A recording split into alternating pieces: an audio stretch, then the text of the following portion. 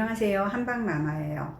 지난 시간에는 우리가 안면 부종에 대해서 설명을 드렸고, 오늘은 전신 부종에 대해서 한번 설명을 드릴까 해요. 부종이라고 하는 것은 우리 몸에 물이 없어야 될 곳에 물이 쌓여 있는 것, 물이 대사되지 않은 것, 즉 말하자면 혈액순환이 안 된다고 얘기를 할 수가 있어요. 그러면 어떤 경우에 부종이 생길까? 첫째, 근육이 약하면은요, 물이 아래로 쭉 내려갔어요. 위로 올라올 때 이렇게 짜줘야 돼요. 짜주는데 짜주는 힘이 약해요. 근육이 약해서. 또는 근육이 짜주는 힘보다 더 많은 혈액이 내려갔어요. 과로했다든지 운동했다든지 오래 서 있다든지 쪼그려 앉아있는 시간이 길었다든지 하면 그렇게 되겠죠. 이런 경우에 부종이 생기죠. 두 번째는 짜게 먹는 습관, 짜게 먹으면 물이 가죠. 그 물을 우리 몸이 다 처리하지 못하면 부종이 생겨요. 세 번째는 비만일 경우에도 부종이 생겨요. 네 번째는 물을 장기적으로 섭취하거나 또는 어떤 분 같은 경우에는 조금 먹어도 생기시는 분들이 있어요. 부신 피질 호르몬이라고 하는 스테로이드제, 피부 질환을 가지신 분들이 많이 드시고 통증이 있는 분들이 많이 드셔요.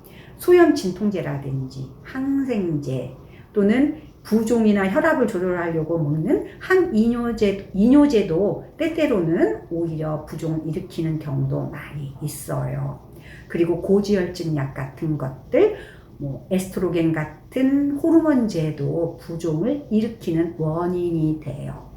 그리고 부종을 일으키는 또 다른 이유는 스트레스죠. 스트레스를 받으면 항이뇨 호르몬이 나오면서 소변 배출이 안 돼요.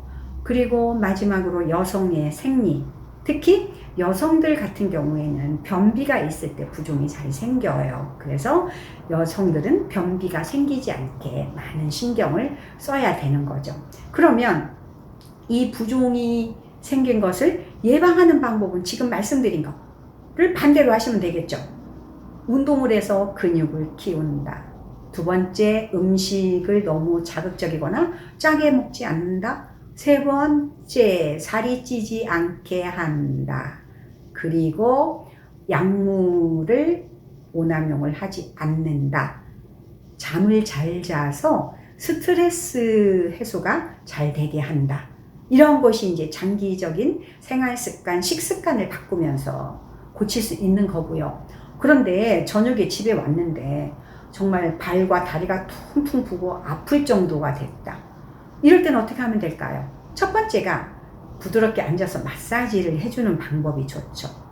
두 번째는 따뜻한 물, 40도 정도의 물을 받아서 발목이 3cm에서 5cm 정도 되게 물을 부어서 거기에 천일염 한 수저를 녹여가지고 20분 내지 30분 정도 족욕을 하면 좋은데, 이 경우에 하지 정맥류가 심하거나 당뇨발이 있으신 분들은 하시지 않는 게 좋아요.